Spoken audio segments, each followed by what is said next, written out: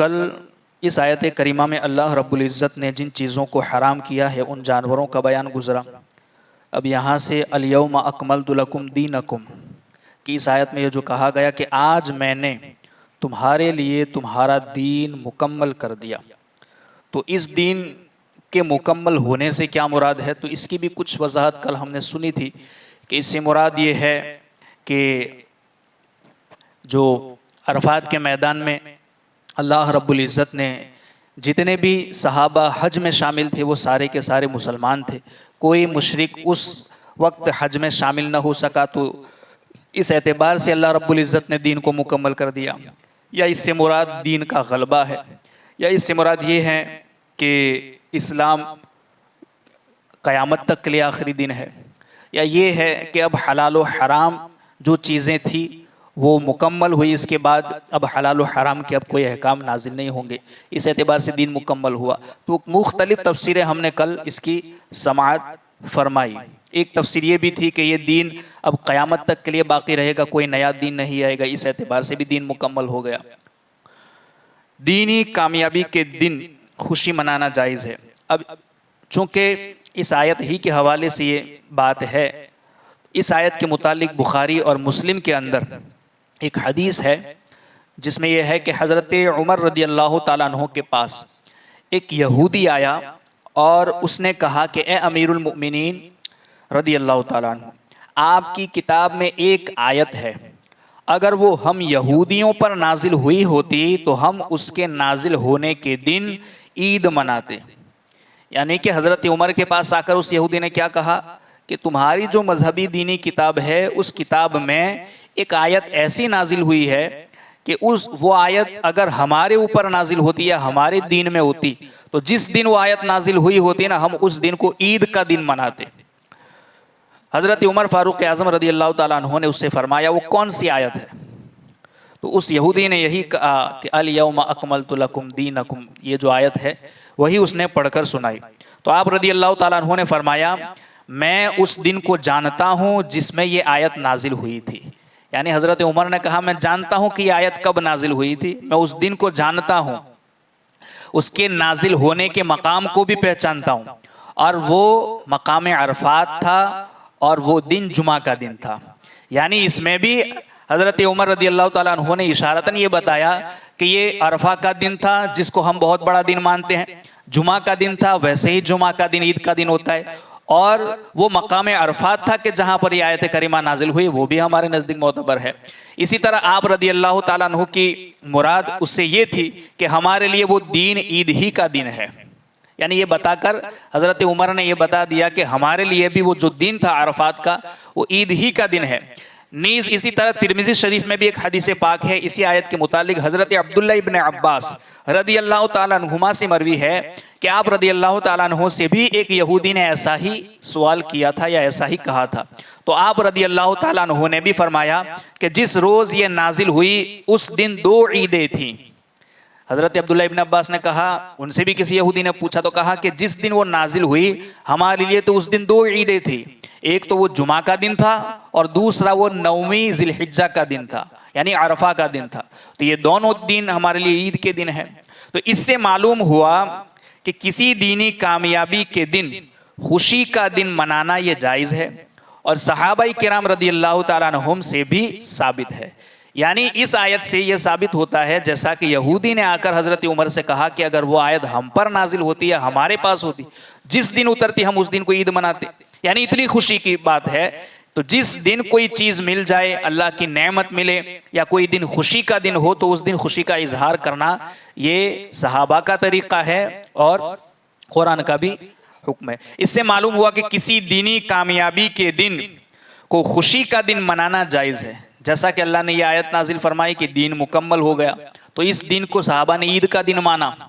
तो कोई दीनी कामयाबी अगर किसी को मिले तो खुशी मनाना ये जायज़ है। सहाबा का भी ये तरीक़ा है, उनसे साबित है।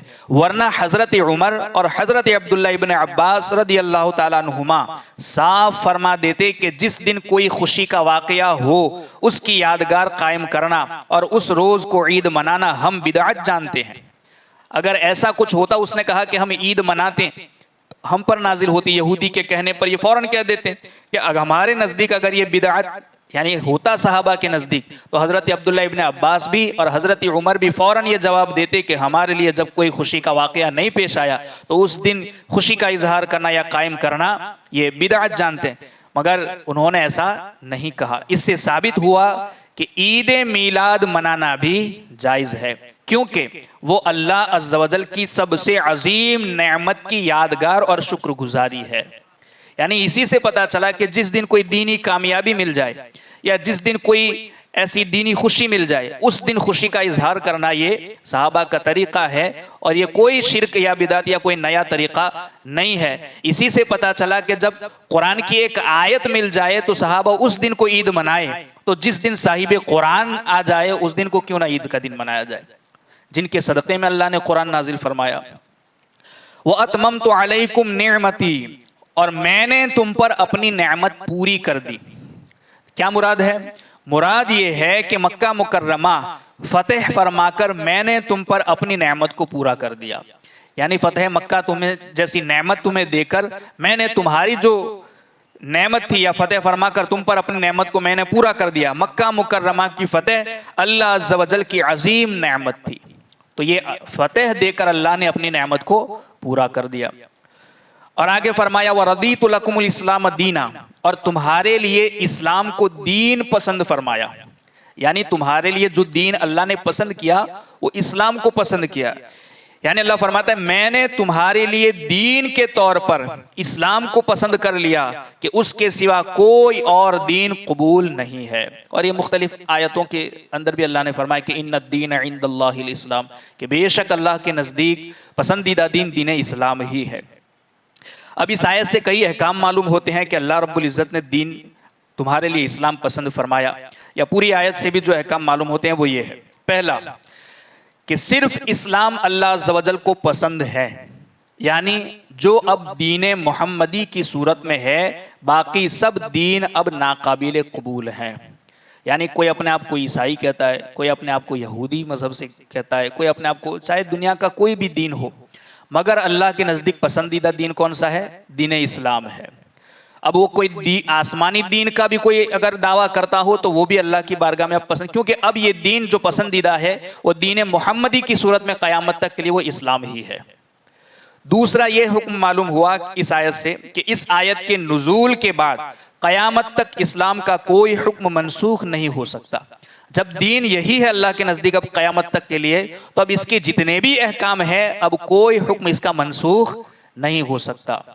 तीसरा ये उसूल मालूम हुआ, ये हुक्म मालूम हुआ कि उसूल दीन में ज़्यादती कमी अब नहीं हो सकती। जब दीन मुकम्मल हो गया, अल्लाह ने दीन को मुकम्मल कर दिया, जो हराम था उसको हराम कर दिया, जितनी चीज़ें हलाल थी अल्लाह ने हलाल फरमा दी। उसूल सब कुछ बयान करने के बाद अब क़यामत तक के लिए ना तो इसमें कोई ज़्यादती कर सकता है ना कोई उसमें कमी कर सकता है। हाँ, इज्तिहादी फुरूई मसले में हमेशा इख्तिलाफ रहेगा और वो मसले निकलते रहेंगे इज्तिहाद के तौर पर। चौथा ये हुक्म मालूम हुआ कि सैयदुल मुरसलीन सल्लल्लाहु ताला अलैहि वसल्लम के बाद कोई नबी नहीं बन सकता। क्यों? क्योंकि दीन कामिल हो चुका।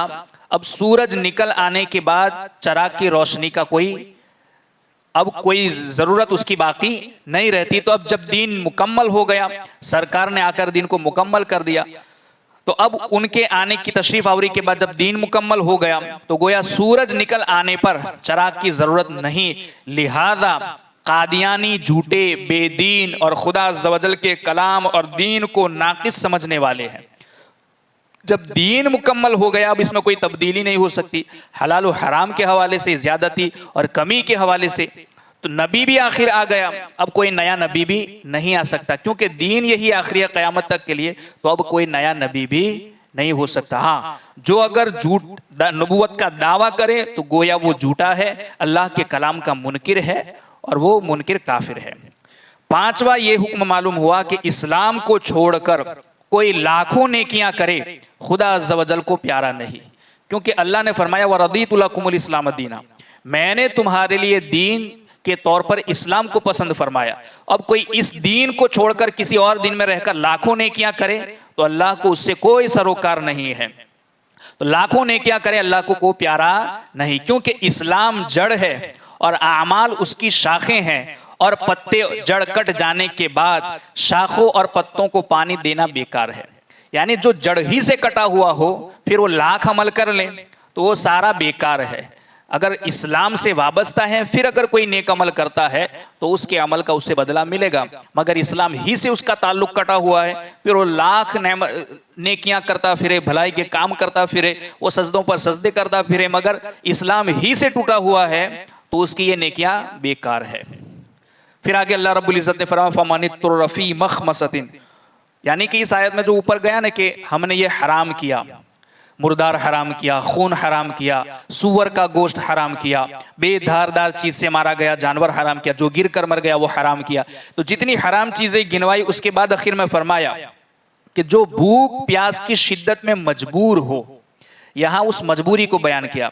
यानी मतलब यह है कि ऊपर जो हराम चीजों का बयान कर दिया गया है, उनको खाना तो हराम है, लेकिन जब खाने पीने को कोई हलाल चीज मुयस्सर ही नहीं, कि जिस और नौबत ऐसी है कि अब नहीं खाएगा तो हिलाक हो जाएगा, मर जाएगा, और कोई हलाल चीज मुयस्सर ही ना आए और भूख प्यास की शिद्दत से जान पर बन जाए, उस वक्त जान बचाने के लिए, उस वक्त किस लिए? जान बचाने के लिए बकदरे जरूरत खाने पीने की इजाजत है। अगरचे हराम है ये सारी चीजें, मगर कोई ऐसी नौबत पेश आ जाए कि वहां कोई हलाल चीज मुयस्सर ही नहीं और भूख और प्यास की शिद्दत ऐसी है कि नहीं खाएगा नहीं पिएगा तो वो हिलाक हो जाएगा, तो बकदरे जरूरत इतना कि जिससे जान बच जाए उतने की इजाजत है। इस तरह के गुनाह की तरफ माइल न हो, यानी जरूरत से ज्यादा न खाए। जरूरत कितनी है कि जितने से जान बच जाए वो इतना ही खाए, न इससे ज्यादा कि वो गुनाह की तरफ माइल करना है। यानी जरूरत से ज्यादा न खाए, और जरूरत इसी कदर खाने से रफा हो जाती है जिससे खतरे जान जाता रहे, यानी जिससे जान बच जाए इतना खाना उसके लिए उस वक्त जायज होगा। मगर कब? कितनी शर्तें हैं कि हालत यह है कि जान जाने का अंदेशा है, दूसरी सूरत यह शर्त यह है कि कोई हलाल चीज मुयस्सर ही नहीं, और तीसरी शर्त यह है कि वो भी इतनी इजाजत कि जिससे जान बच जाए। इन शर्तों के साथ वहां इन हराम अगरचे है, मगर उस वक्त किसी बंदे की जान बचाने के लिए उस वक्त उसको इजाज़त दी गई है। अल्लाह रब्बुल इज़्ज़त कही सुनी बातों पर हम सबको अमल की तौफ़ीक़ अता फ़रमाए। अल्लाहुम्मा रब्बना नव्विर क़ुलूबना बिल क़ुरान व ज़य्यिन अख़लाक़ना बिल क़ुरान व नज्जिना मिनन नारि बिल क़ुरान व अदख़िलना फ़िल जन्नति बिल क़ुरान। अल्लाहुम्मा रज़ुक़ना तिलावतल क़ुरान, अल्लाहुम्मा हदिना हिदायतल क़ुरान, अल्लाहुम्मा रब्बना आतिना शफ़ाअतल क़ुरान व सल्लल्लाहु तआला अला खैरि ख़ल्क़िही व नूरि अर्शिही मुहम्मदिन व अला आलिही व अस्हाबिही अजमईन बिरहमतिका या अरहमर राहिमीन।